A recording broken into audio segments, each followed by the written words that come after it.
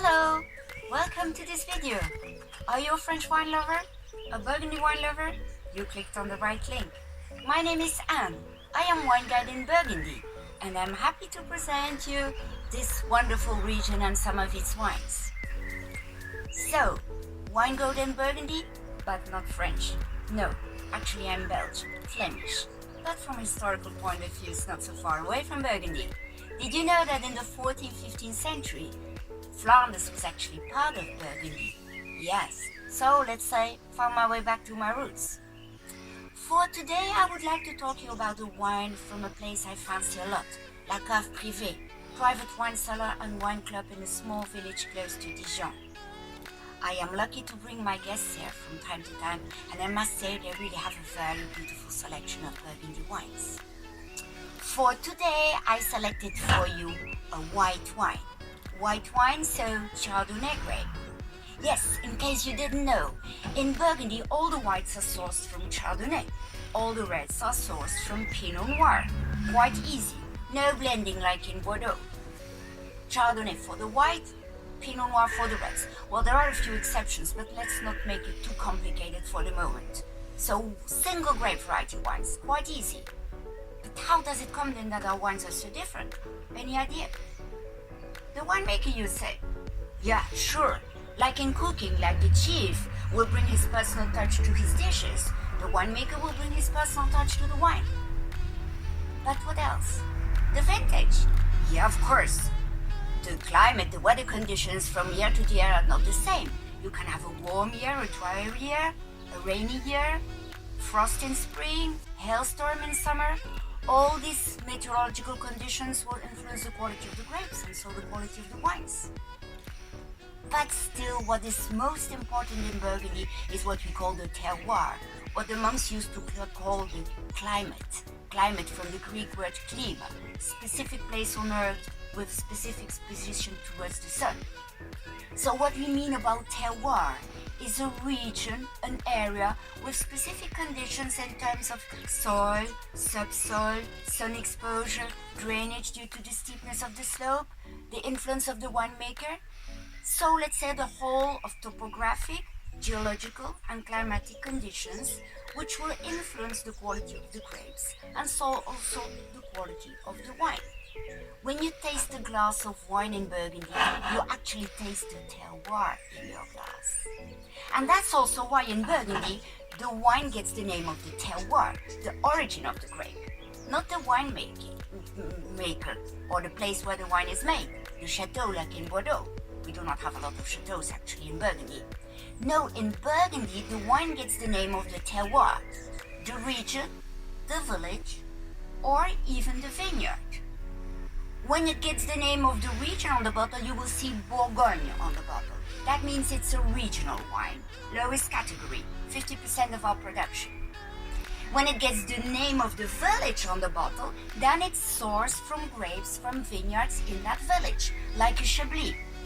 In case you thought Chablis is a grape, no, Chablis is not a grape. Chablis is a town between Dijon and Paris. In Chablis they only produce white wine, so Chardonnay grapes. So a Chablis wine is wine made with Chardonnay grapes from vineyards in Chablis. Got it?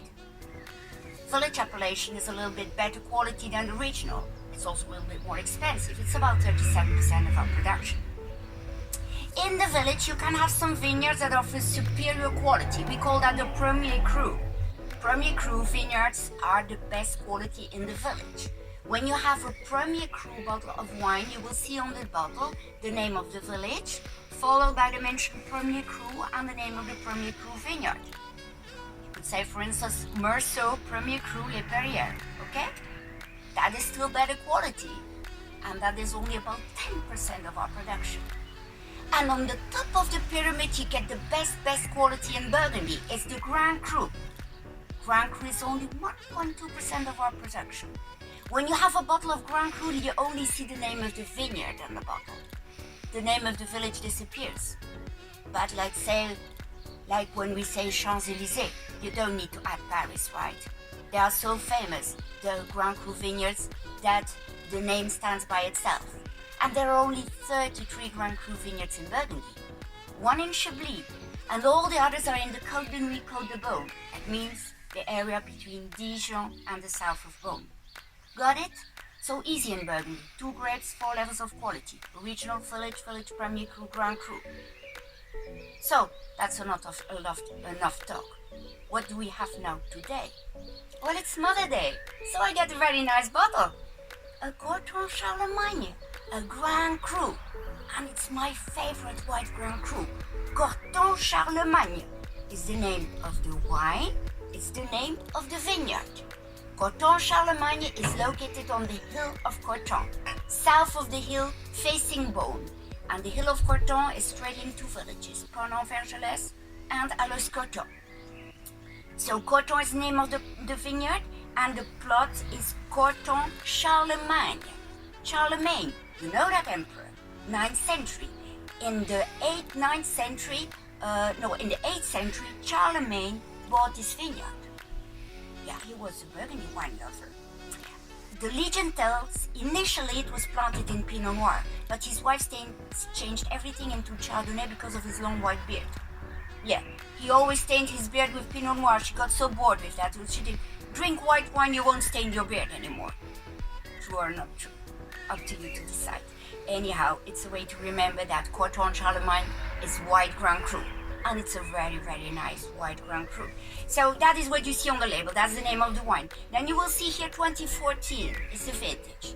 2014, very good vintage for the whites, because it was a little cooler than the 2015, which is a very famous and known as a great, great vintage. 2014, a little cooler, so a little bit less sun, a little bit more acidity. And that's very good for the freshness of the whites. It's also very important for the aging potential of the wine. With a little bit more acidity, it will age better and longer. And then here you see Domaine Denis, Père et Fils. Denis, Père et Fils, father and son, is the name of the wine estate. Wine estate located in Corton-Vergelès. So the wineries in Burgundy are very small, you know. It's mostly family business, inherited from father to son, Père et Fils. So what did Denis now make for us? This very nice Corton-Charlemagne. Well, let's taste it. Okay, proof. Very nice sound. So first we can have a look at the color. You see, very nice straw yellow color, relatively clear yet. So because 14 is still young for a Grand Cru, so it's a sign of a wine that is not very old. It's also bright because the brightness will also reflect a little bit the acidity. Let's have the first nose for the bouquet. On the nose you get some dairy notes, very expressive nose, a touch of wood, some spices, white flowers. Let's swirl to have a second nose. Very intense. An explosion of spices, some dairy notes, beeswax also, which I very often get from Corton-Charlemagne. Those beeswax notes. More flowers also, a little bit of white fruit. So let's taste now. Cheers.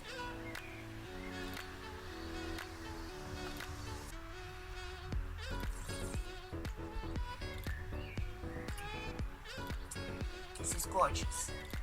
I know why I like this. Very smooth, but still surprisingly fresh. Those beeswax notes you also get on the nose. White flowers, spice, a hint of wood, not too overwhelming, very delicate.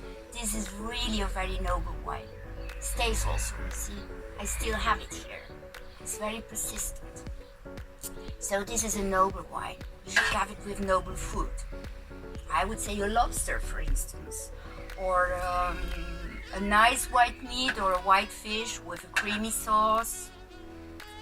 A foie gras can be very nice too, if you don't like the sauterne. And yeah, we are in a country of cheese, so if you like goat cheese, very good with some nice goat cheese. Or if you're a vegetarian, think also about truffles, a risotto with nice mushrooms. Many ways. Anyhow, there's no rule in wine tasting. The only rule is enjoy. So I enjoy this glass of wine. Pity I cannot enjoy it with you. but I hope you will one day come to Burgundy and share a glass of Corton-Charlemagne with me. Meanwhile, I would say thank you for watching me, and see you next time for the presentation of a red Burgundy wine. Cheers, thank you, bye-bye. So good hearing from you, Anne, and thank you for the kind words. I really hope you guys enjoyed this video. If you're interested, for the record, we'll still do home delivery, so click in the link in the description. And last but not least, do support us by liking this video, subscribing to our channel, and don't forget to hit that bell icon for more updates. We'll talk to you soon, guys.